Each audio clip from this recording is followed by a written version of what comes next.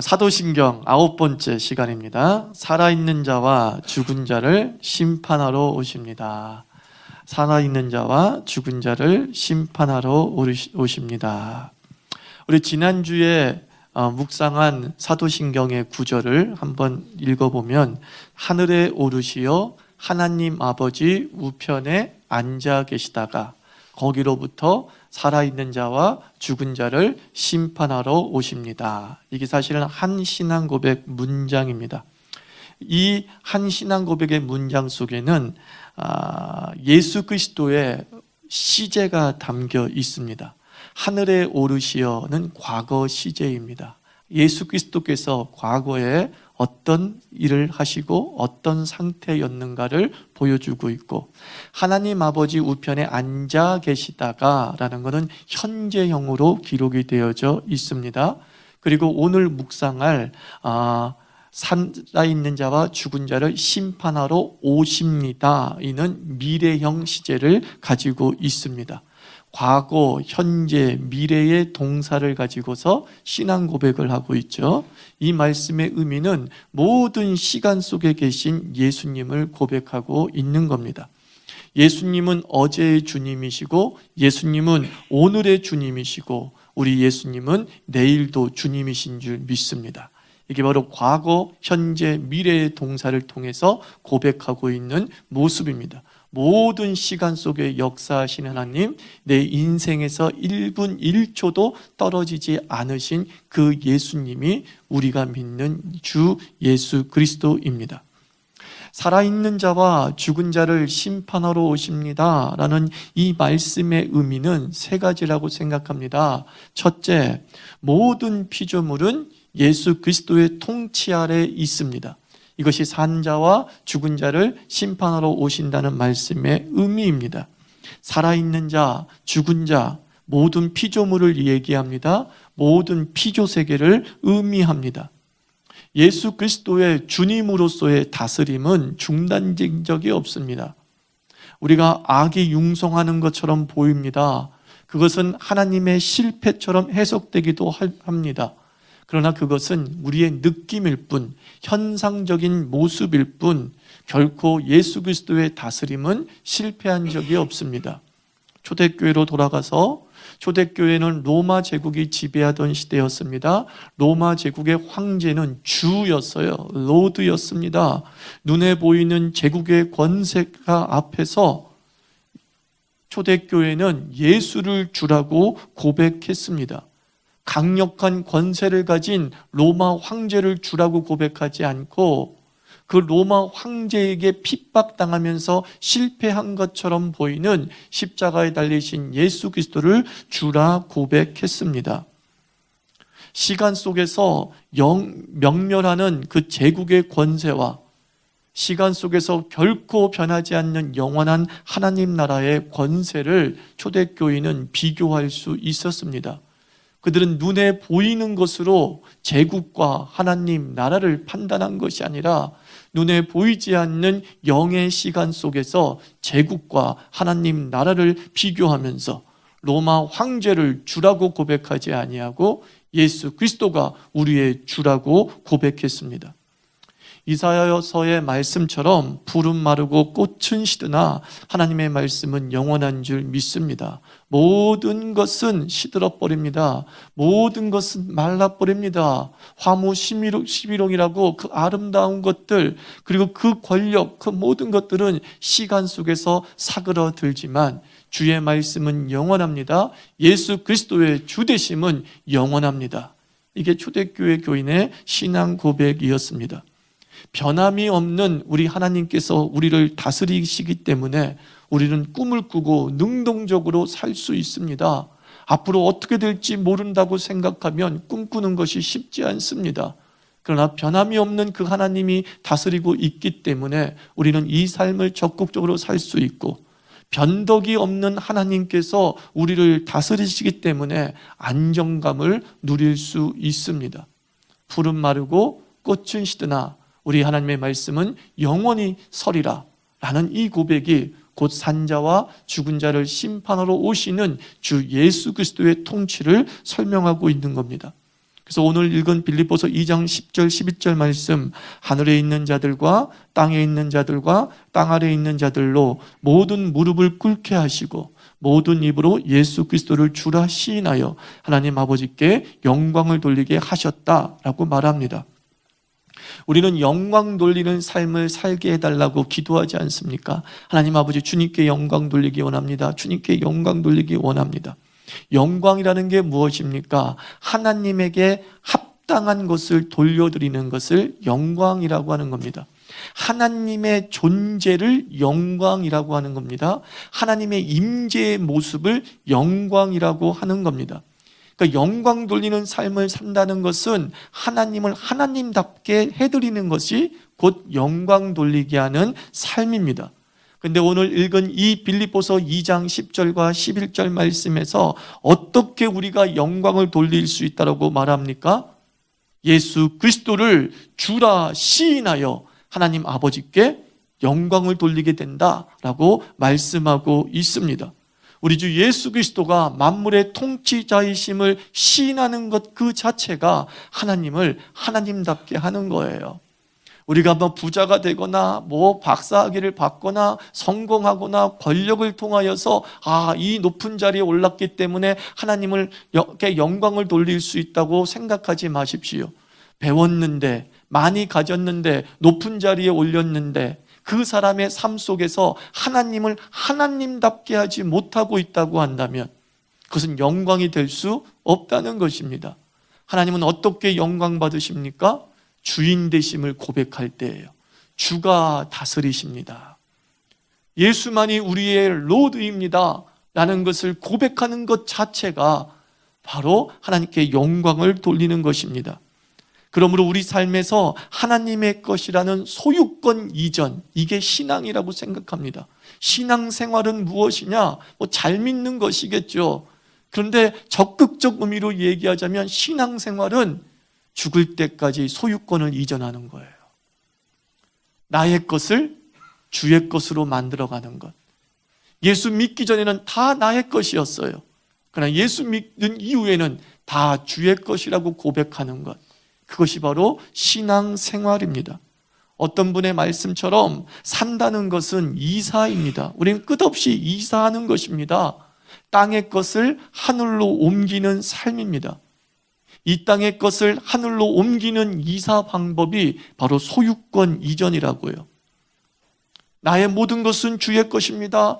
이것은 주의 것입니다. 이것은 주의 것입니다. 나를 다스리는 분은 주님밖에 없습니다. 나는 이 신앙 고백을 통하여서 우리의 소유권은 이 땅에서부터 하늘로 옮겨지게 되는 줄 믿습니다. 이 소유권 이전, 주님이 다스립니다 라는 이 고백을 통해서 점과 동록이 쓸지 않는 하늘 창고에 쌓이게 되는 줄 믿습니다. 소유권 이전은 우리가 잃는 것이 아니죠. 소유권 이전은 우리의 풍성이 줄어드는 것이 아니죠. 소유권 이전은 이거예요. 원래대로 돌려드리는 거예요. 원래대로 돌려드리는데 주님은 말씀합니다. 네게 내 거야, 내게 네 거야. 이거 아닙니까? 왜 그렇습니까? 너희는 나의 자녀이니 내가 나의 기업, 나의 유산을 너희에게 줄 것이다 라고 말씀하고 있습니다. 그러므로 소유권 이전에 대해서 우리가 후회할 필요가 없는 이유가 여기에 있어요. 날마다 월급을 받았습니까? 고백하세요. 주의 것입니다. 아들을 낳았습니다. 고백하십시오. 주의 것입니다. 집을 샀습니다. 주님께 고백하세요. 다 주의 것입니다. 너무나 간단한 이 신앙 고백을 통해서 하나님은 무엇을 받으신다고요? 영광을 받으신다는 거예요. 당신의 다스림을 인정하는 주의 백성들의 고백을 통하여서 하나님은 하나님다워지시고 우리는 썩지 않는 창고에 끝없이 이사하는 건강한 삶을 살게 될 줄 믿습니다. 살아있는 자와 죽은 자를 심판하러 오신다는 그 의미 둘째는 예수님의 재림에 대한 확신적 고백이었습니다. 예수님의 재림에 대한. 옛날에는 이렇게 고백했죠. 저리로부터 산자와 죽은 자를 심판하러 오신다. 저리로부터 너무 어려운 단어였어요. 이게 무슨 뜻이야? 고죠. 쓰지 않는 단어이죠. 저리로부터. 새 사도신경 번역은 어떻게 번역되어져 있습니까? 거기로부터라고 번역이 되어져 있습니다. 즉 하늘에 계신 곳에서부터 오신다. 하늘에 계신 곳에서 이 땅에 오신다 라는 단어가 바로 거기서부터입니다. 이제 우리는 저리로부터로 외우지 말고 거기서부터라고 잘 외우시기 바랍니다. 2000년 전 예수께서 이 땅에 오신 사건을 초림이라고 합니다. 한자어로 처음 오심이라는 거죠. 그 예수님께서 부활하시고 승천하셨습니다. 하늘 보좌에 올라가셨습니다. 그 하늘에 계신 그분이 우리가 사는 세상으로 다시 오십니다. 이것을 한자어로 재림이라고 하는 것이죠. 다시 오신다라는 겁니다. A.W. 핑크 목사는 사도신경 강해에서 예수님의 재림에 대해서 신약 성경이 거의 300회 이상 언급하고 있다라고 말해요. 세례에 대해서는 7번, 그리고 성만찬에 대해서는 1번 정도 기록이 되어져 있는데 재림에 대해서만큼은 굉장히 많이 기록이 되어져 있다는 것은 그만큼 재림이 분명하다라는 것을 말씀하고 있는 것이죠. 아주 중요한 사건이 될 것이기 때문에 세례보다 더 많이, 성만찬보다 더 많이 성경은 재림에 대해서 말씀하고 있습니다. 요한복음 14장 3절에서 예수님께서 제자들에게 말씀합니다. 너희를 위하여 거처를 예비하면 내가 다시 와서 라고 말씀하고 있습니다. 내가 다시 올 것이다 라고 말씀합니다. 사도행전 1장 11절에서 예수님께서 승천하시는 것을 볼 때에 천사들이 이렇게 얘기합니다. 너희 가운데 하늘로 올라가신 이 예수는 하늘로 가심을 본 그대로 오시리라. 성경은 말씀하고 있습니다. 초대교인들은 기도 끝에 또는 예배 끝에 마무리로 항상 이렇게 선언했습니다. 마라나타, 우리말로 예수여 어서 오시옵소서. 주 예수여 어서 오시옵소서. 이것이 기도 끝에 항상 마무리였어요. 하나님 아버지, 주께서 우리의 모든 기도를 들어주실 줄 믿습니다. 아멘이 아니라 마라나타라로 화답을 하였습니다. 주 예수여 어서 오시옵소서. 그 예수의 재림을 갈망하는 신앙을 초대교인은 가지고 있었습니다. 왜요? 그 예수의 재림이 믿는 자에게는 복이 될 것이 분명하기 때문입니다. 그런데 이 재림에 대한 부작용이 있는 것도 사실입니다. 재림에 대한 부작용을 크게 두 가지로 생각해 볼 수 있어요. 이 재림 신앙이 어떤 부작용을 낳았냐면, 첫째 부작용은 시한부 재림론에 빠지게 합니다. 시한부라는 것은 무슨 뜻이냐면은 재림의 때를 안다라는 뜻이에요. 시한, 그 시한이 정해져 있다, 그 때가 정해져 있다라는 단어입니다. 재림의 때를 알고 있다는 이들이 나타났습니다. 그것은 오늘의 문제만이 아니었고 예수 그리스도께서 승천하신 이후에 끝없이 많은 사람들이 나타나서 예수님이 100년 몇 월 며칠에 재림하신다, 1914년에 재림하신다, 1998년인가 7년인가 6년인가 5년인가 모르겠어, 그때 재림하신다라고 하는 다미 선교에도 나타나지 않았습니까? 수많은 사람들이 날짜를 딱 박아서 그날 예수께서 오신다라고 말씀했습니다. 그로 인해서 생긴 안타까운 성도의 삶이 무엇입니까? 무질서와 포기로 흘러가게 되는 거죠.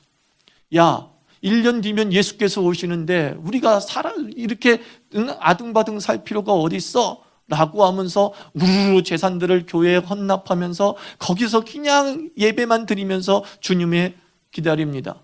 어떤 이들은 야, 1년이면 다 끝날 일인데 그냥 마음대로 살자고 하면서 일도 안 하고 흥청망청 사는 모습이 나타났다는 거예요.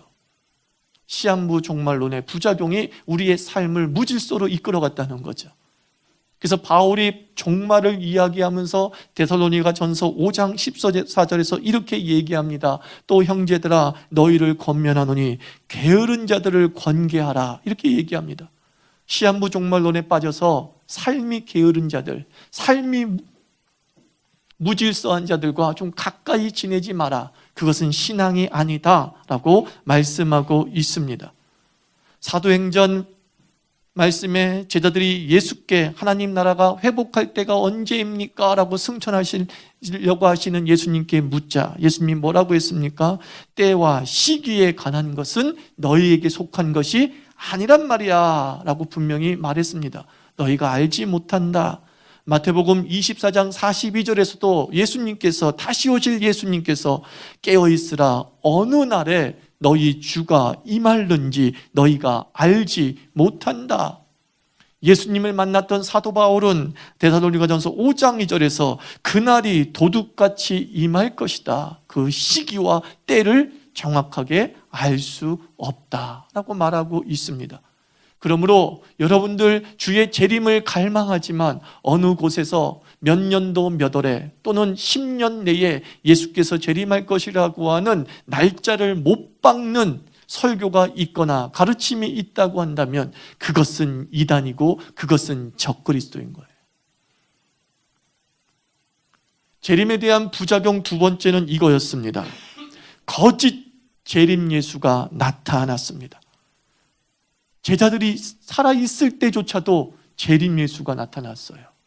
여기저기서 내가 예수다 라고 하는 이가 나타나고 이제 제자들이 죽자 더더욱 많은 사람들이 내가 바로 재림 예수다 라고 나타났다는 거예요. 우리가 알아야 될 것은 예수 그리스도의 재림은 우주적입니다. 따라하세요. 우주적이다. 이게 무슨 말이냐면은 예수님이 재림하실 때 모두가 확인할 수 있다는 거예요.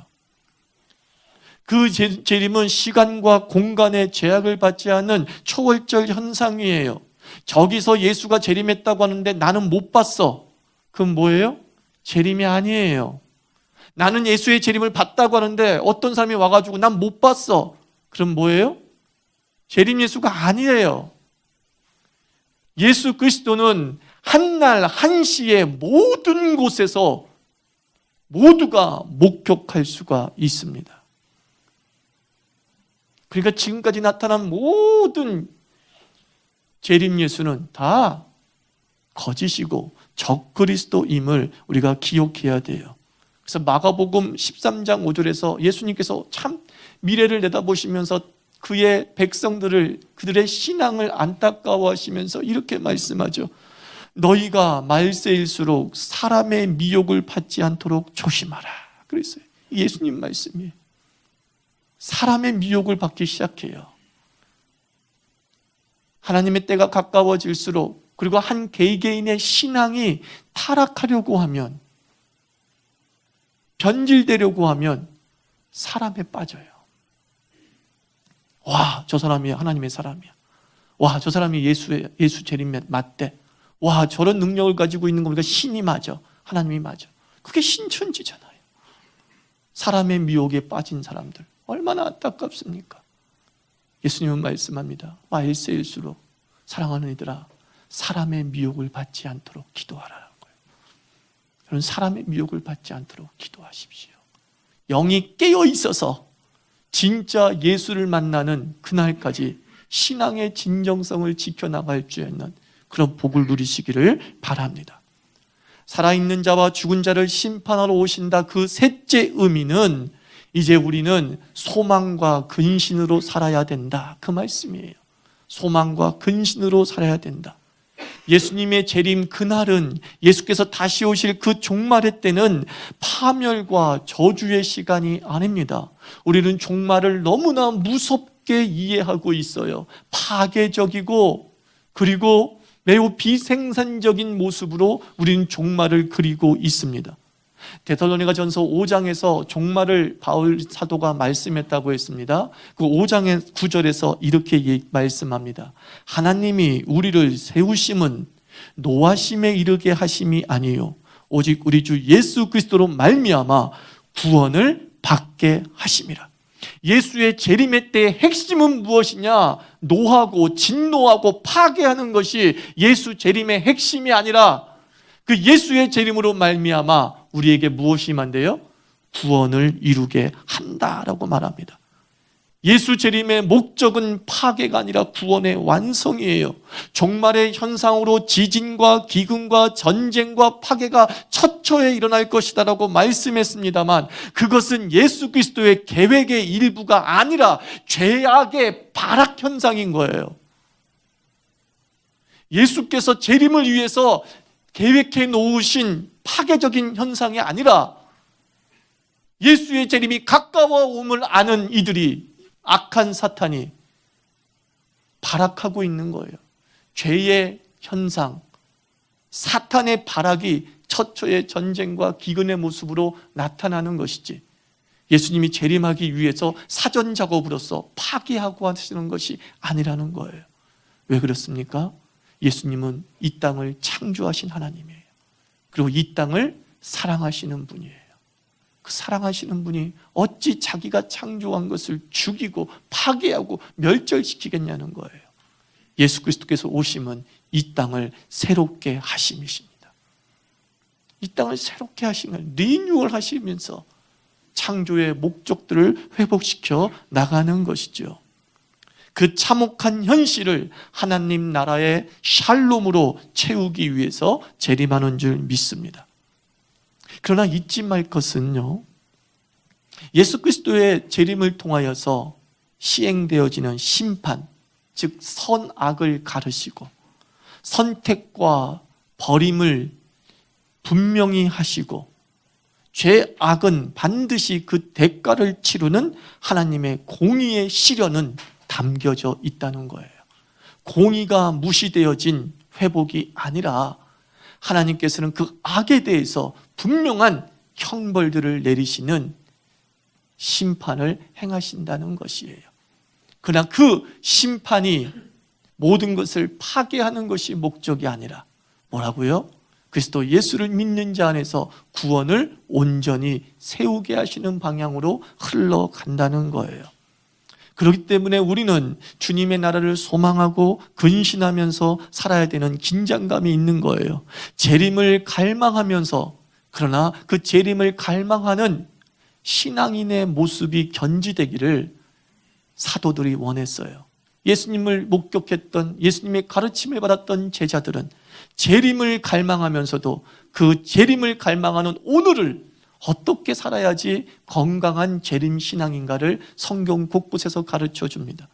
마지막으로 우리가 이 재림을 어떻게 살아야 될 것인가 세 가지만 생각해 봅니다. 그 첫째는 로마서 13장 12절에서 14절에 기록이 되어져 있어요. 읽어드립니다. 밤이 깊고 낮이 가까웠으니 그러므로 우리가 어둠의 일을 벗고 빛의 갑옷을 입자. 낮과 같이 단정히 행하고 방탕하거나 술 취하지 말며 음란하거나 호색하지 말며 다투거나 시기하지 말며 오직 주 예수 그리스도로 옷 입고 정욕을 위하여 육신의 일을 도모하지 말라.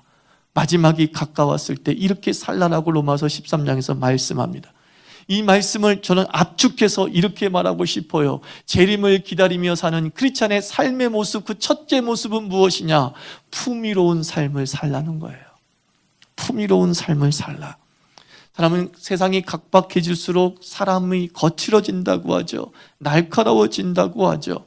재림이 가까울수록 죄의 발악으로 인한 경쟁, 다툼이 심해질 것이고 인격이 파괴될 것이 불붙듯 뻔하다는 사실이죠.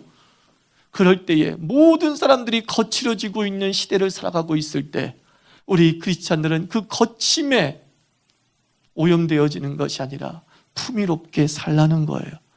말에는 고귀한 말씀이 담겨져 있고 태도에는 예수 닮은 사랑스러움이 담기를 원하고 있는 거예요. 그게 로마서 13장 12절과 14절의 모습인 거예요. 이렇게 살면, 낮과 같이 단정하게 살면 그의 삶을 세상은 얘기합니다. 참 품격 있네, 이렇게 되는 거죠. 시기하고 다투고 술 취하지 않고 정욕에 빠지지 않고 사는 모습을 보고서 세상은 얘기한다는 거죠. 참 품격이 있어, 참 품이 있어 라고 말하는 겁니다. 종말을 살아가는 우리 자유교회 교인들 한 사람 한 사람이 성령 하나님의 도우심으로 하늘의 품격을 유지하게 될 줄 믿습니다. 그리고 공동체를 순화시키는 삶을 사는 하나님의 사람이 될 줄 믿습니다. 재림을 사는 두 번째 크리스천의 삶의 모습은 빌립보서 4장 4절에서 5절 말씀이죠. 주 안에서 항상 기뻐하라. 내가 다시 말하노니 기뻐하라. 너희 관용을 모든 사람에게 알게 하라. 주께서 가까우시니라. 그렇게 말합니다. 주의 재림이 가까워졌는데 바울 사도는 이야기합니다. 기쁘며 살 것이요 관용하며 살 것이다 라고 말하고 있습니다. 종말론자들은, 잘못된 종말론자들은 심각하게 삽니다. 삶을 즐기지 못합니다. 삶을 오히려 죄악시 여깁니다. 고립돼서 삽니다. 그리고 너무 기쁘게 사는 삶에 대해서 이거 죄 짓는 것 아니야? 라고 생각을 합니다. 근데 주님은 말합니다. 종말을 사랑하는 건강한 크리스천의 모습은 무엇이냐? 기뻐야 된다는 거예요. 심각하게 이 세상을 멸하여 주시옵소서 라고 하는 그런 비극적 기도가 아니라 하나님 우리의 삶을 행복하게 하옵소서. 이게 도리어 종말을 사는 자의 모습이라고 말합니다. 관용을 모든 사람에게 알게 하라. 뭐예요? 관계를 윤택하게 유지하라 라는 것 아닙니까? 단절된 삶이 아니라 연결된 삶을 살라는 거예요. 잘못된 재림신앙에 빠진 사람일수록 관계가 단절되죠. 기도원에 들어갑니다. 자기끼리의 삶을 살면서 자기들만 구원받겠다고 14만 4천 명이 들어가겠다고 모든 관계가 단절되는 거예요. 인간관계가 무너져요. 근데 주님은 말합니다. 너희 이웃에게 관용을 베풀라. 주님이 가까워질수록 연결된 삶을 살라는 거예요. 정말 재림을 갈망하면 갈망할수록 그 공동체 속에서 예수의 사랑 온전히 전하고 사는 관계성을 풍성하게 유지하라는 거예요. 그래서 기독교는 산속 종교가 아니라 기독교는 도시 종교예요.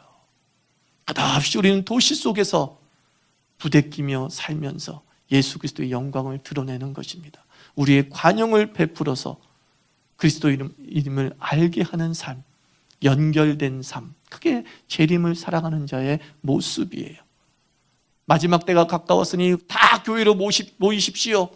이제 교회에서 맨날 올 때까지 기도만 할 겁니다 라고 혹 가르치는 데가 있다면 거기는 하나님의 나라가 아니에요. 셋째, 사도행전 1장 7절 8절이죠. 이르시되 때와 시기는 아버지께서 자기의 권한에 두셨으니 너희가 알 바 아니요 오직 성령이 너희에게 임하시면 너희가 권능을 받고 예루살렘과 온 유대와 사마리아와 땅끝까지 이르러 내 증인이 되리라. 더 이상 설명할 필요 없겠죠. 주의 복음을 전하며 예수 그리스도의 사랑을 온전히 전하며 사는 것. 언제까지? 죽을 때까지. 언제까지? 주님의 재림이 올 때까지. 이것이 바로 종말을 바라보는, 예수의 재림을 바라보는 건강한 크리스천의 신앙생활입니다. 우리가 주의 재림을 갈망하면서 주의 재림을 갈망하는 이의 품격으로 좀 이 시대를 살고 버티고 이기는 그런 크리스천이 되기를 소망합니다. 기도합시다. 하나님 아버지, 주님의 때가 옵니다. 주님의 다스림이 완성될 때가 옵니다. 아버지요, 이 땅에서 주님은 주인이십니다 라고 하는 끝없는 소유권 이전을 통하여서 주의 주되심을 온전히 드러내고 또 품격 있는 삶으로 아버지 재림을 갈망하는 건강한 크리스천 되게 하여 주시옵소서. 함께 기도하겠습니다.